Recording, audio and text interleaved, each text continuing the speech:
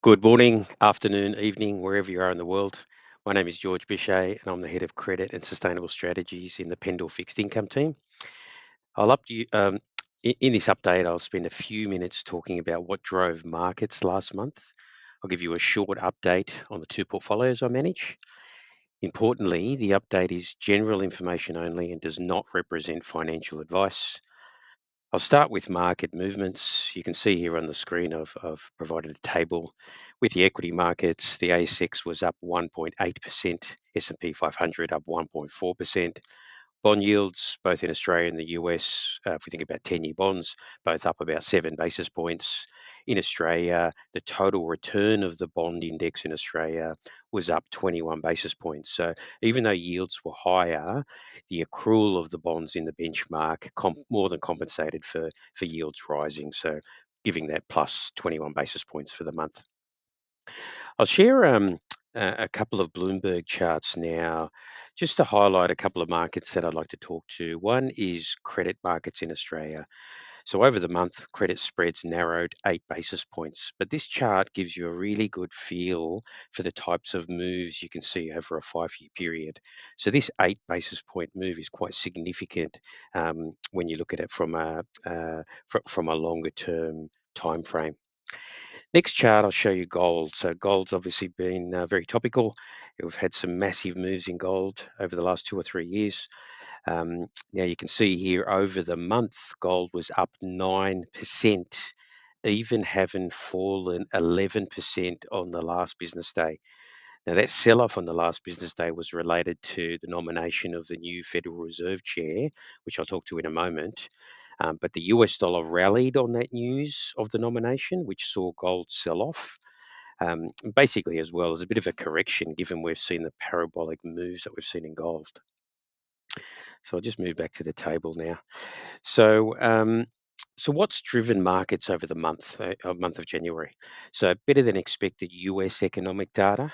The highlights there, the lower than expected unemployment rate and jobless claims prints. We had strong retail sales and an inline inflation data print. Also, seasonalities helped markets. So January is generally a seasonally strong month for risk markets. If we move to Australia, the main economic data that saw our yields higher over the period was the strong employment data. So the unemployment rate fell from 4.3% to 4.1%. We also had the NAB business survey, which is quite strong. And we also had an inflation print that was higher than expected.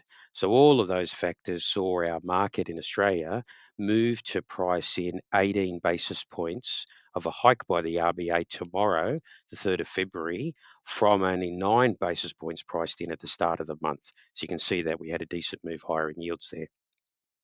Global yields also rose on the back of what's going on in Japan. So Japanese yields are higher, and they've been higher now for a number of months due to their inflation and fiscal concerns. So Japanese investors are a large investor base in the US and in Australia. So if those investors are repatriating their money back to Japan from US and Australia because they find Japanese yields more appealing, that drives our yields higher as they sell our bonds. Now, we also had some wobbles in the market mid-month as Trump pushed to take over Greenland. However, a few days later, markets settled down when they reached an agreement with NATO, with a framework that covered US missiles based on the island, along with mining, and also a bolstered NATO presence designed to basically fend off threats from Russia and China. Finally, on the last business day, Trump nominated Kevin Warsh as the new Fed chair to take over from Powell. Now, the market views Warsh as quite a credible, pragmatic individual. His appointment helps with the credibility of Fed independence. His view is that the US economy can grow faster whilst lowering cash rates without accelerating inflation, and the main driver there being AI will improve productivity, producing stronger non-inflationary growth. He also wants to shrink the Fed's balance sheet and focus on conventional monetary policy. This probably sees the US curve steepen, i.e., front-end yields stay where they are or fall lower, whilst the long-end yields will remain under pressure due to supply concerns as more and more bonds get sold back to the market from the Fed's balance sheet. However, importantly, Trump would not have picked or nominated Walsh if he thought he was too hawkish and basically would want to raise rates, because we know Trump wants to lower cash rates. So that's the market for January.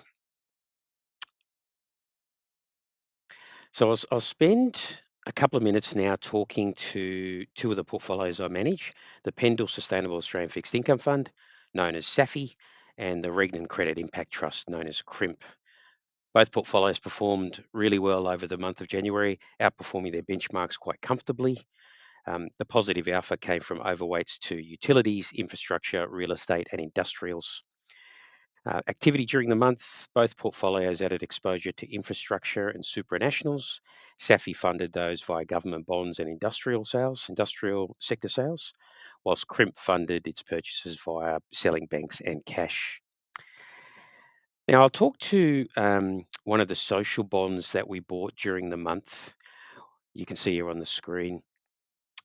We bought an Asian Development Bank 5.5-year bond. It's a gender equality bond. Now, I'm going to call Asian Development Bank ADB. So ADB is a regional development bank established in 1966 and owned by 69 member countries across the Asian region. The bank exists to promote inclusive, resilient, sustainable development, and along with these, with what they're after, a core priority is to accelerate progress in gender equality. So the Asian Pacific region experiences some of the widest gaps with women and men across economic participation, financial inclusion, education access, and leadership representation. So ADP's work recognises that closing this gap is crucial for improving economic productivity and supporting long-term social stability.